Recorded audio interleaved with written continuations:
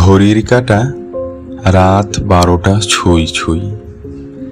ছেলেটা একা বারান্দায় দাঁড়িয়ে হাতের ফোনে সেই পুরনো নম্বরটা খুলে রাখে, যেটা থেকে আর কখনো কল আসে না।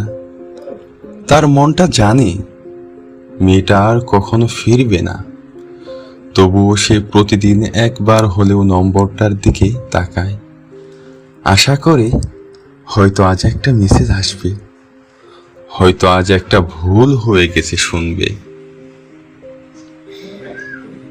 জানালার বাইরের বৃষ্টি তার চোখের ভেতরেও ঝরে। সব কিছুই আছে, শুধু মেয়েটা নেই। ভালোবাসা যদি সত্যি হতো তাহলে কেউ কাউকে ছেড়ে যেত না, যেতে পারতো না।